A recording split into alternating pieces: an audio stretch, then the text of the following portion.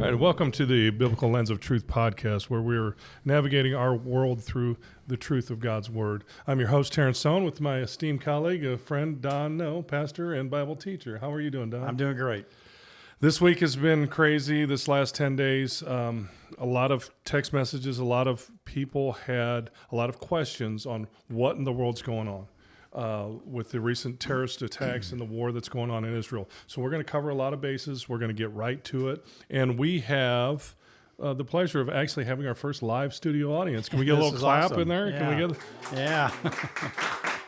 What do you think about that, Don? There's about 500 of them here. They were just trying to keep the applause down a little bit. So Right. So it's very exciting. Yeah, we just crashed their Friday night Bible study. Our Friday night, right. And took it over and decided, let's just do a Q&A together and let's, broadcast it and see how we do with it. Now, this is interesting. As your Bible study's been going on, you've been doing this study in Has the Tribulation Begun by Amir Tsarfati. Is that correct? Yeah, we've been in it for about 3 weeks. And because of just questions that we all have about how do the events that you see in the news, how do they mesh and integrate with Bible prophecy? And a lot of questions. Amir wrote that book because of all of the questions that he had. He is an Israeli Jew living in Israel, but he is a believer in Jesus. He has a phenomenal testimony. He's written a lot of books, but God has really called him and used him to be a fantastic bridge between Jews and Christians and also Israel and the world. Because as followers of Yeshua, we should view the world through the lens of Israel. We should view it through the lens of the Messiah. And he has a unique perspective, and he's been very much a blessing in my life. The book, and we've really enjoyed it the last few weeks going through the book. So this is very timely, and but with all of the current events going on, we thought it might be good to take a pause from that and talk about specifically what's going on here the last couple of weeks. Right, and our goal for this is, in this war in Israel, is to get some defining lines. What is Palestine? Where are they? What is this notion that the Jews occupy a land that's rightfully somebody else's, the two-state solution, a lot of different things that politically are charged up in, whether it's our nation or around the world. We're going to kind of try to tackle some of those. And one of the nice, unique things, since we have a studio audience, we get to have them come and ask you some questions. So it's going to be great. I can hightail out of there and get some coffee, and they're going to come in and, Yeah. I told them we might not have answers, but we'll have a response. Right. So it's question and response. Speaking of which, we have our Metro Coffee Group, Express Rico. That is our blend for this evening. That's our sponsor. It's going to keep us going. Express Rico, I don't know what that is, but I like espresso and I like something strong, so I might have to try that. It's a that. wonderful blend. All right, so so this is going to be a little bit different than what we usually do. Most of the times I ask you a question and then you go on. This time I'm going to really take the time to lay out what happened on the night of October 6th and the early morning of October 7th. I'm going to lay it all out, then I'm going to turn it over to you, okay? And before you do that, I'd like to just give everyone kind of a heads up. There are 4 questions in particular that we're going to try to answer tonight. Number 1, who is Hamas? It's all over the news. Not too many people know much about who they really are. We're going to provide some details about who is Hamas. The second question is, why do they hate the Jews? Because they obviously hate Jews. So why do they hate the Jews? Then we're going to do a little study in the background of the geography itself, the land of Israel, and what right they claim to that land, and what does the Bible say about who that land belongs to. And then last, we're going to talk about how the events of the last 10 days, 14 days, how they mesh with end-time prophecy. Do they mesh with end-time prophecy? Maybe yes, maybe no. It'll be an interesting discussion. Yeah, and that's really a lot of the questions that I got is, my son Elijah texted me. It's like, is this the precursor to the war in Ezekiel that Gog Right. and Magog? You'll cover all that. We will. Let me just get exactly to what happened. Exactly 50 years ago to the day of on the Yom Kippur War, that day, 1973. That was 50 years ago, and then Hamas attacked Israel. And 50 years ago, that was a time that they had their guard down, they let their defenses down, and they were attacked, and they had an invasion, and it was similar to what just happened. So let me get specific, because a lot of people, there's a lot of disinformation, there's a lot of things out there that people have taken, and they really have heard little bits and pieces from mainstream media or from social media, and a lot of times it gets polarized, and it gets to the point where people look at it and they're casting predetermined, knowledge of who the Jews are, who the Palestinians are, and they let them influence what's going on. But really, I want to break down as we do what this podcast is called, the truth. I really want to break that down. So I'm gonna get really specific. The Israeli intelligence agency had a colossal failure. That's number one. There was unusual movement on the evening of Friday the 6th in October. There were snipers. There was reported. There was a lot of gathering intelligence of overall consensus that this was just a drill, that Hamas was doing this, and it was just simply a drill. So all that intelligence just failed. They just looked at it as, this is just another one of them doing the same things they always do. Interestingly enough, Hamas was running the exercise simulating exactly what they did a few hours later. So a lot of speculation came from the mainstream media, came from different sources saying that the Netanyahu administration, they stood down, they knew this information, they got information from Egypt, there was a lot of things going on, and that they wanted to have war, so they stood down. That is completely not what happened. Here's the facts. At 6 a.m., the prime minister of Israel got the report that there was attacks going on, or some movement that was really heavy that was going on. At 6:30 a.m., Netanyahu received the call and went right to the bunker in Tel Aviv and was rushed down there to understand exactly what was happening. At the same time, 6:30, that's when the horrific things happened, and the delay of the Israeli military. I'll explain that in a minute. Hamas fired at exactly 6:30 a.m. rockets at Tel Aviv, and the surrounding areas. Then they shot, the rockets are long-range rockets. Then they shot the shorter mortars around the surrounding areas of the south, right at the border. So we had a twofold attack coming, and so Israel, their intelligence that they've been gathering is that there has been an attack that's going to be coming from Hezbollah, not Hamas, and launched from Lebanon. So once these rockets start falling into Tel Aviv, they're looking in the wrong direction. Mm-hmm. At the same time, Hamas does they do this simultaneously. They had a huge strategy. They took snipers. They disabled all the cameras in the area. They took 140 drones and they bombed all of the different Israeli outposts all at the same time. And that's the command control center. That's the heart of the information in that southern area. And so the region was the eyes and ears was immediately taken out. As that was going on, people are running and they're terrified and they know things are happening.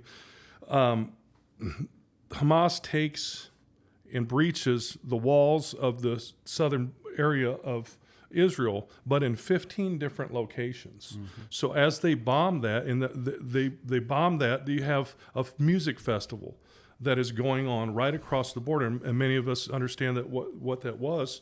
But there was 8,000 people at that music festival, 15 different countries represented, and Hamas knew because the Israelis captured some of this information. They captured some of the people, and they knew that Hamas was planning this attack for years, and they knew about the festivals. They knew about all the things that was going on. And so they, in turn, plotted this perfectly, and it was, like I said, an intelligence failure beyond belief.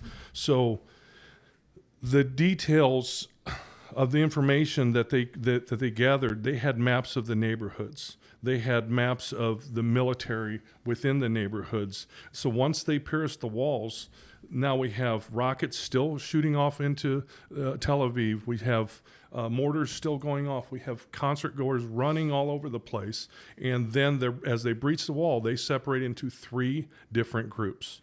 One group goes and slaughters all of the military that they have the maps of in the neighborhoods. The other squad goes into the neighborhoods themselves and causes all kinds of havoc and all kinds of horrors house to house. And then the carnage is unspeakable, and you can look online and you can read all this for yourself. We're not going to go over that. Just really want to give you the lay of what exactly really happened. The third squad went to the music festival, and as people were running around, they acted like they were the police. They acted like they were security for what was going on, and they waited for everybody to get in the cars and everybody to get into a traffic jam. Then they got on motorcycles, and then unfortunately, they just gunned them down. There was over 150 people that were killed in their cars themselves. So like I said, the horrors it was just unbelievable. And most of this information came from not Israeli news, not the alphabet soup news that we understand, ABC, NBC, CBS, and the like. It came from social media posts from the Hamas terrorists themselves. Right. So that's where most of this information came from. And one of the things that was not really reported was the fact that after they breached the walls, Hamas invited the citizens of Palestine to come in and to partake in this atrocity. So they opened up they had conquest the land. They had victory at this time. So they opened it up, and there was 1,200 military Hamas in the area. 800 citizens in the area. And some of the worst atrocities that happened to the Jewish people happened by the citizens that came in, and the horrors are, like I said, they're unspeakable. So it comes to the question, where was the military? Where was the IDF, the Israeli Defense Force? Where were they? Like I said, in the initial attack, every soldier in the outposts were killed. The cameras were disabled. So Tel Aviv was distracted. They had bad information. Where they got that from, we don't know. But they had bad information looking in a different direction. All these created this perfect storm. And much of what we see today is just that failure, just like it was 50 years ago on the Yom Kippur War. It was just a failure. It was being complacent. And it's not unlike what we see in our country. We go from, we compare this to their 9/11, and I've heard the stats, and you've probably heard this too. The stats are our 9/11 was 3,000 to 4,000 people that were murdered, and it was terrible, it was tragic. But in their statistics of their population, it would be like 30,000 to 40,000 of our citizens being killed at one time. Right. That's the magnitude of it. So a lot of questions of how this happened, and the operation itself. I hope I laid that out enough for you to be able to understand what happened, but we also have to understand the political aspect of it. This did not happen until $6 billion of our U.S. money from our treasury was released to Iran on ironically, September 11th of this year. And then Iran has always been a state the sponsored terror group. They sponsor Hamas. They fund them. This is something that it has to be talked about. It has to be talked about that there's the $7 billion worth of equipment that we left in Afghanistan, and the fact that the Taliban is asking for a direct route to come to Israel. So as we see Israel being surrounded, this is where the questions come in. This is where we're at in this time. We see armies in the north and armies in the south, and we see the Jews being called occupiers, and that they're the ones that are really. It's atrocious to see our kids and our students in our nation stand up and say Israel got what they deserved because they're occupiers and they're baby killers and all this stuff, when the reality is this was the most heinous of all. This is, in a lot of ways, what they did and the atrocities that they did eclipsed what happened in the World War II, and so it's really heartbreaking. It's really tough. The more research I did, I was blessed to be able to read and not look at pictures and not look at videos. I was blessed to be able to listen to and understand the horrors that went on without diving into that imagery, because I didn't want to see it. I didn't want to, and I don't want to talk about it. Not for the fact, and it's interesting because Eisenhower said when they went to Auschwitz and they took all the photos and they said that this is too much. You can't show this. And Eisenhower said, no, you have to show this, because if you don't, history will erase it. And history already is trying to erase this. True. The problem is with social media and everything else, it can't be erased. So we're in that state where we have a war in Ukraine. We have a hotbed of China in the South China Sea and them taking over islands and different areas, and could break off in war there at any time. With Taiwan, we have war now in the Middle East, and this war's not going anywhere. This is, the ground assault has not happened in Gaza yet because of the fact that they know that this is a house-to-house booby trap, and Hamas has been known to put all their warriors and all their missiles and all their military in schools, in hospitals. They put them in kindergartens. That's where they hide out at, and they dare Israel to bomb. Another thing that was dispelled real quickly before I turn it over to you was the fact that Israel bombed a hospital. That ended up being that Hamas shot from a graveyard near the hospital, and the rocket didn't go off well and landed in the parking lot of the hospital and blew out the windows of the hospital. So that is another thing that, even though the New York Times reported on it once, that Israel bombed a hospital, then reported on it again and detracted it a little bit, we still get disinformation because everybody wants to paint this picture that Israel's bad, the Jews are bad, and that these are just oppressed people. And so we're seeing that all around. Now, I lay that foundation. That's what happened. I'm going to turn it over to you, Don. Yeah. I hope I did a fair job at that. You did great. Okay. Yeah. So I'm going to turn it over to you so that you can answer some of these questions. I'm going to start with this, and then I'm going to turn it over to whoever wants to ask a question. Who's Hamas? Who is this? It's a good place to start. In this country in particular, it's hard to follow all of the events in the Middle East because there's not a lot of great reporting on what's going on. But Hamas is a terrorist organization. They were formed in 1987, so they've been around a while. They are Sunni Muslims. There are basically two different sects of the Muslim religion. You have the Shiites, which are primarily the Iranians. You have the Sunnis, and Hamas is actually Sunni. They are a kind of an offshoot of the Muslim Brotherhood, who not too long ago had power in Egypt for a short amount of time. But they are a terrorist organization. They don't have the military capability to fight you fair. So what they do is constantly around the fringe, and the whole point of their attack is to instill terror. So it's not enough to just kill somebody. You have to mutilate the body. It's not enough to kill the parents. You have to kill the kids. I mean, that's their modus operandi. But they've been around quite a while. In 1988, they formed a... Can you just pause right there real quick, though? You just said something that just made me think. So the Muslim Brotherhood that under the Barack Obama administration, that was the one that we put into power into Egypt over Mubarak, but there's no connection to those types of groups, and we're just doing humanitarian work, right? Yeah, okay. Exactly. All right, go ahead. 1980.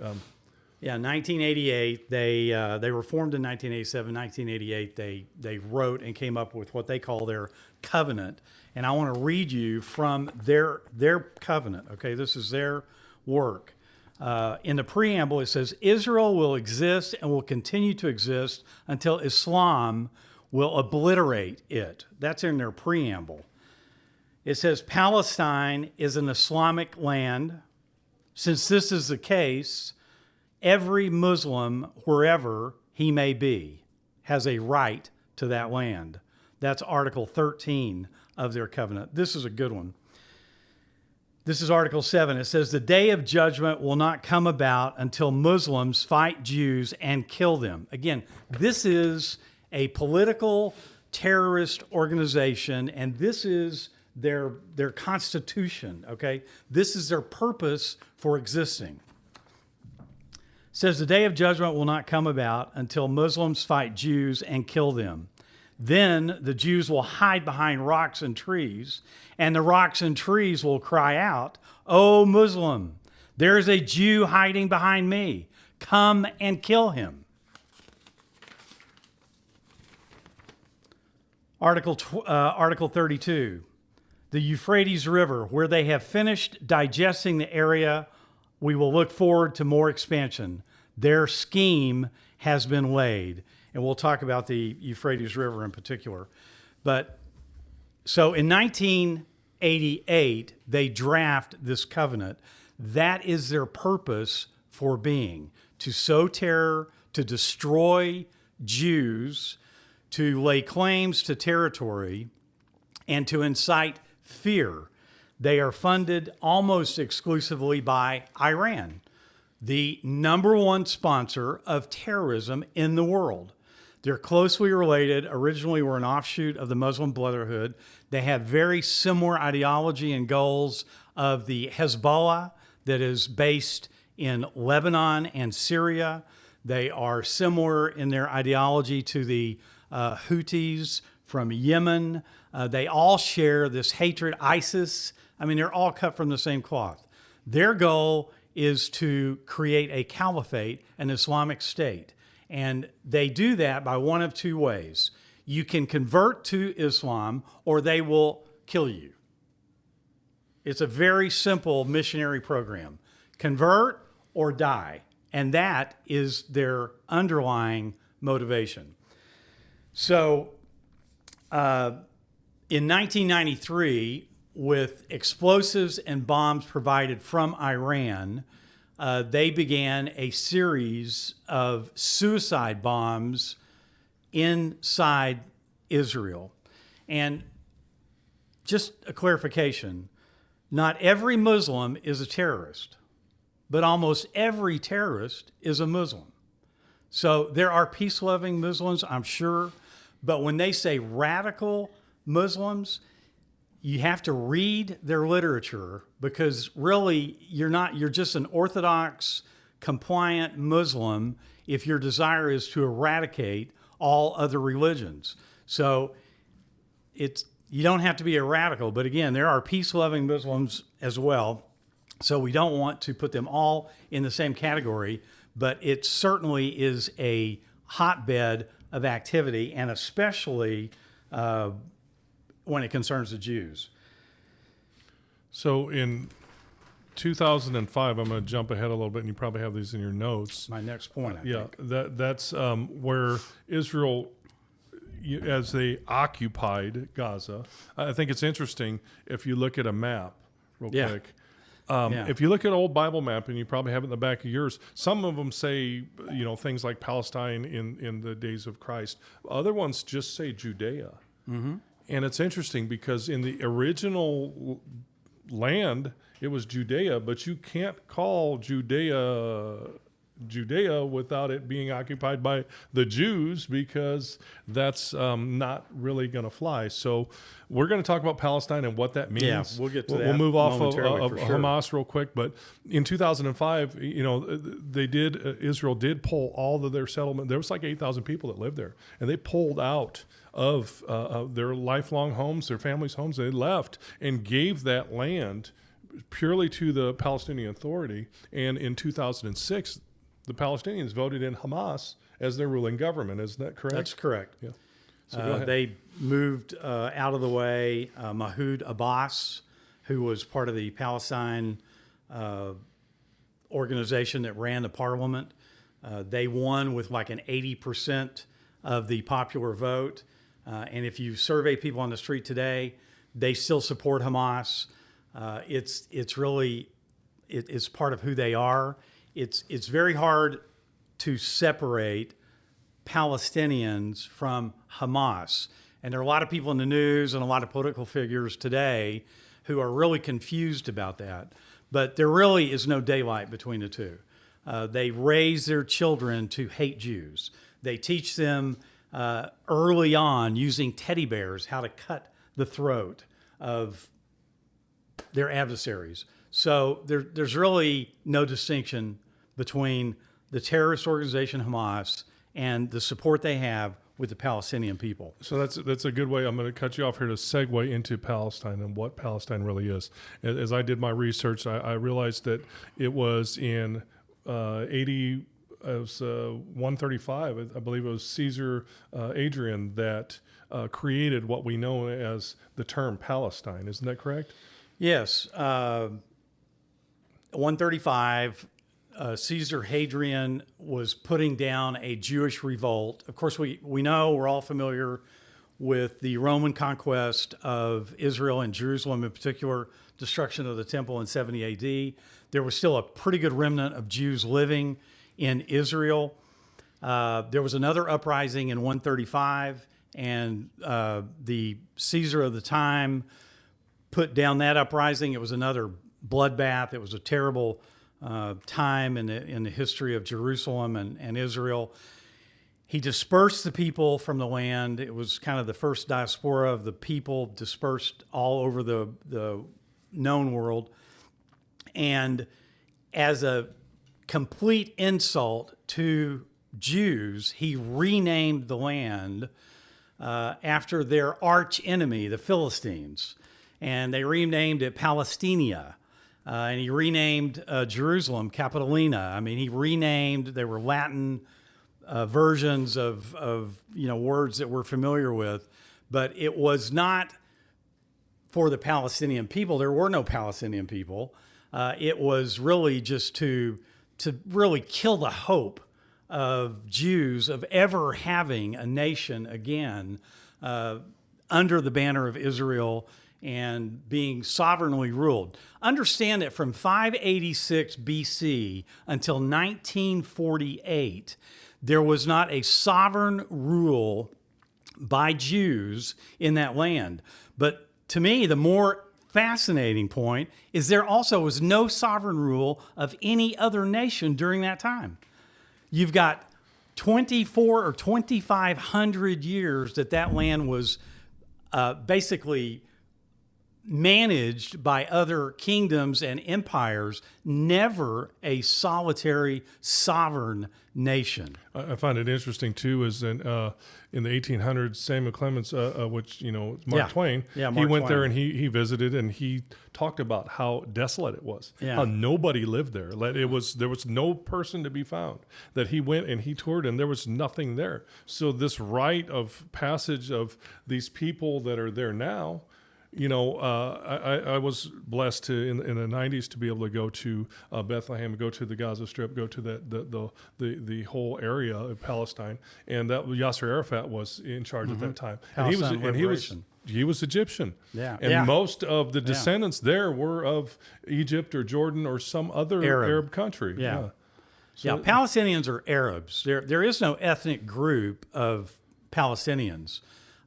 Everyone who lived there for 2,500 years was called a Palestinian. It would be kind of like us calling ourselves a Texan. I mean, we live in Texas, we call ourselves a Texan.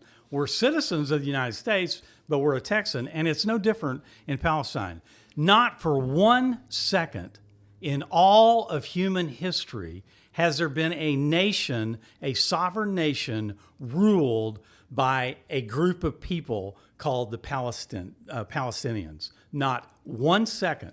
And I find it interesting that the P, the letter P that's pronounced, phonically cannot even be pronounced in Arabic. So they call themselves interesting, yeah. Palestinians, but they don't even have Not even a word They for don't it. even have a P in their language. So Yeah. as we go into this biblical lens of truth, we did a lot of truth here. We're going to go and pause for just a second, and we're going to start talking about some biblical questions for you. How does this tie in? And how does this tie into end-time prophecy and things? And I hope and encourage that we have a lot of people coming up, and you won't see me for a little bit. So here we go.